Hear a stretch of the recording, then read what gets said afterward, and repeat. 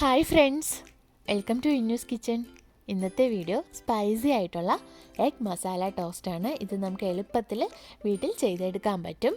നമുക്കപ്പോൾ വീഡിയോയിലേക്ക് പോകാം. ഇതിലേക്ക് വേണ്ടിയിട്ട് ഞാൻ ഒരു ചെറിയ ബൗളിൽ 1/4 കപ്പ് ക്യാബേജ് എടുത്തിട്ടുണ്ട്. വളരെ ചെറുതായിട്ടാണ് അരിഞ്ഞിരിക്കുന്നത്.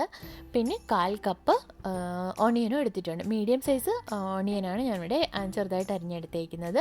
ഒരു 6 പച്ചമുളക് കുഞ്ഞു കുഞ്ഞായിട്ട് കട്ട് ചെയ്ത് വെച്ചിട്ടുണ്ട്. ഇനി ഞാൻ ഇതിലേക്ക് എടുത്തേക്കുന്ന ക്യാപ്സിക്കമാണ്. ഇതും വളരെ ചെറുതായിട്ട് അരിഞ്ഞെടുത്തേക്കുന്നതാണ്. ചെറിയ ബൗളിന് 1/2 ബൗൾ ക്യാപ്സിക്കമാണ് ഞാൻ ഇവിടെ എടുത്തേക്കുന്നത്. ഇനി ഇതിലേക്ക് വേണ്ടത് ടൊമാറ്റോയാണ്. 1/4 കപ്പ്, ഒരു 1/4 ബൗളിന് വേണ്ടിയിട്ടുള്ള ടൊമാറ്റോ ഞാനിവിടെ ചെറുതായിട്ട് കട്ട് ചെയ്തെടുത്തിട്ടുണ്ട്. ഒരു 1/4 ബൗളിന് വേണ്ടിയിട്ട് ക്യാരറ്റും കട്ട് ചെയ്തിട്ടുണ്ട്. ഞാൻ ഈ ചോപ്പറിലാണ് ഇത് കട്ട് ചെയ്തെടുത്തിട്ടുള്ളത്.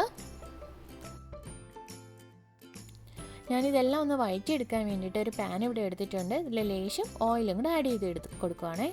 ഇതിലേക്ക് ഒന്ന് എണ്ണ ചൂടായി വരുമ്പോഴത്തേക്കും ഓണിയൻ കുഞ്ഞുഞ്ഞായിട്ട് അരിഞ്ഞെടുത്തിരിക്കുന്നത് ആഡ് ചെയ്യുക. പച്ചമുളക് ചെറുതായിട്ട് അരിഞ്ഞതും ആഡ് ചെയ്ത് കൊടുക്കുക. ഒന്ന് വഴറ്റിയെടുക്കുക. ഉള്ളി ഒന്ന് വഴണ്ട് വരുമ്പോഴത്തേക്കും അതിലേക്ക് ബാക്കി വെജിറ്റബിൾസ് അരിഞ്ഞ് വെച്ചിരിക്കുന്നത് ആഡ് ചെയ്ത് കൊടുക്കാം. ക്യാബേജ്, അതേപോലെ തന്നെ ക്യാപ്സിക്കം, ക്യാരറ്റ് എല്ലാം കൂടി ഇതേപോലെ ഒന്ന് നന്നായി വഴറ്റിയെടുക്കുക. പെട്ടെന്ന് വെന്ത് കിട്ടാൻ വേണ്ടി കുറച്ച് ഉപ്പും കൂടെ ആഡ് ചെയ്ത് കൊടുക്കുക. ഇതെല്ലാം ഒന്ന് വെന്ത് വന്നതിന് ശേഷം അരിഞ്ഞു വെച്ചിരുന്ന ടൊമാറ്റോ ആഡ് ചെയ്ത് കൊടുക്കുക.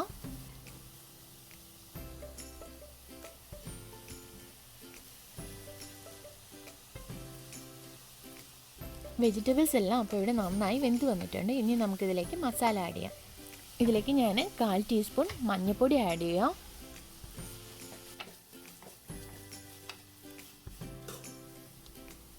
1 ടീസ്പൂൺ കാശ്മീരി ചില്ലി പൗഡറും കൂടെ ആഡ് ചെയ്ത് കൊടുക്കുകയാണ്.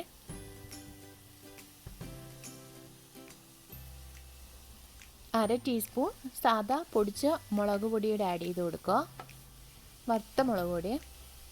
ഇനി ഇതിലേക്ക് 1/2 ടീസ്പൂൺ മസാല കൂടി ആഡ് ചെയ്യുകയാണ്. എല്ലാം കൂടി നന്നായിട്ടൊന്ന് മിക്സ് ചെയ്തെടുക്കുക. മസാല അപ്പോൾ റെഡിയായി.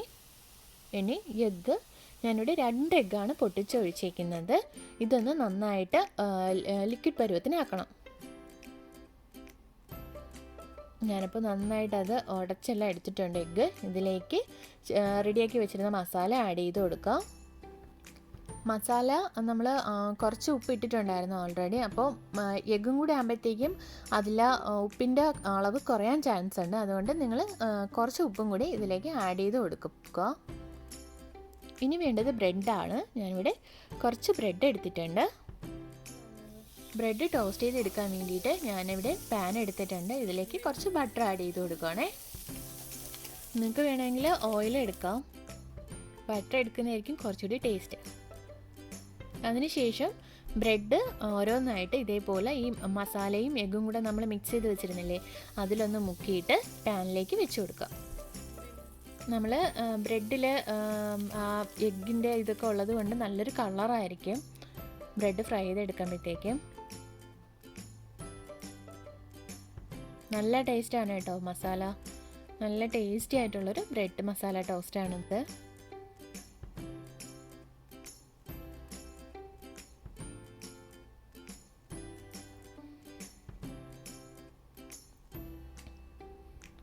എഗ്ഗ് വെച്ചിട്ടുള്ള മസാല ബ്രെഡ് ടോസ്റ്റ് ഇവിടെ ഇപ്പോൾ റെഡി ആയിട്ടുണ്ട്.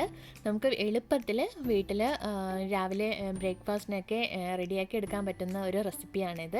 നമ്മൾ വെറും ബ്രെഡായിട്ട് ടോസ്റ്റ് ചെയ്ത് എടുക്കുന്നതിന് പകരം ഇങ്ങനെ ഒന്ന് മസാലയൊക്കെ ആഡ് ചെയ്ത് ടോസ്റ്റ് ചെയ്ത് എടുക്കുകയാണെങ്കിൽ ഒരു പ്രത്യേക ടേസ്റ്റ് ആയിരിക്കും. കുട്ടികൾക്കൊക്കെ നമ്മൾ കൊടുക്കുകയാണെങ്കിൽ അവർക്ക് ഒത്തിരി ഇഷ്ടത്തോടെ അവർ കഴിക്കുകയും ചെയ്യും. ഇത് വലിയവർക്കായാലും ഒത്തിരി ഇഷ്ടപ്പെടുന്ന ഒരു റെസിപ്പി ആയിരിക്കും. ഇങ്ങനെ ഒന്ന് ട്രൈ ചെയ്ത് നോക്കുക നിങ്ങൾ.